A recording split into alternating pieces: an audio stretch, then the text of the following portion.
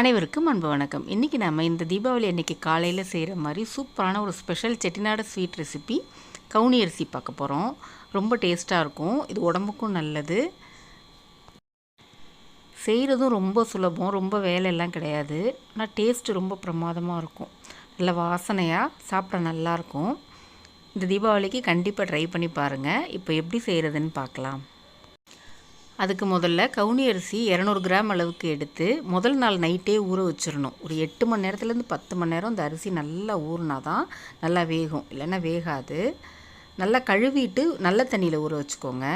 இப்போ அந்த தண்ணியை வடிச்சிட்டு ஒரு குக்கரில் அரிசியை சேர்த்துக்கலாம். 1 கப் அளவு, அதாவது 200 கிராம் அளவுக்கு நான் அரிசி எடுத்திருக்கேன். 1 கப் அளவுக்கு 3.5 கப் அளவுக்கு தண்ணி ஊற்றிக்கணும். நம்ம ஊற வச்ச தண்ணி நல்ல தண்ணியில் தானே ஊற வச்சோம், அதனால் அந்த தண்ணி 1.5 கப் இருந்தது. அதை ஊற்றிட்டு திரும்ப 2 கப் நல்ல தண்ணி ஊற்றிக்கிறேன். அது 1 கப் கவுனி அரிசிக்கு 3.5 கப் அளவுக்கு தண்ணி ஊற்றிக்கோங்க. அப்போ தான் நல்லா வேகும்.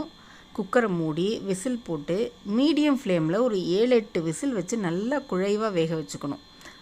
ஹையில் இல்லாமல் மீடியம் இல்லை லோ ஃப்ளேமில் வச்சு வேக வச்சுக்கோங்க. அப்போ தான் நல்லா குழைவாக வேகும், அடிப்பிடிக்காமல். நல்லா வெந்துடணும். ஒரு வேளை சரியாக வேகலைன்னா இன்னும் கொஞ்சம் தண்ணி ஊற்றி திரும்பவும் நல்லா வேக வச்சுக்கோங்க.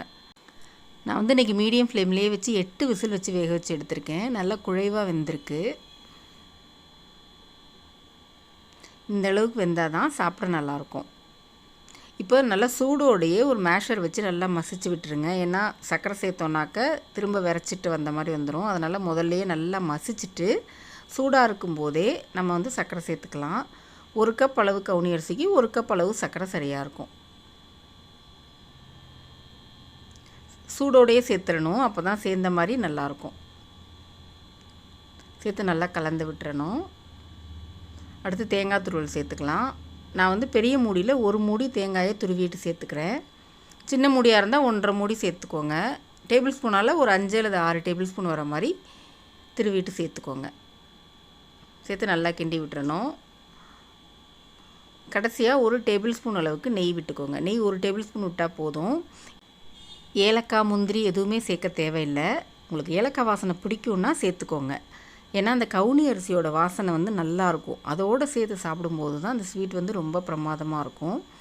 சூப்பரான கவுனி அரிசி ரெடி ஆகிடுச்சு. செய்கிறது ரொம்ப சுலபம், டேஸ்ட்டு ரொம்ப நல்லாயிருக்கும். ட்ரை பண்ணி பார்த்துட்டு எப்படி இருந்துச்சுன்னு உங்கள் பதிலை கமெண்ட்ஸில் சொல்லுங்கள். கூடவே நம்ம சேனலையும் சப்ஸ்கிரைப் பண்ணிக்கோங்க. நன்றி.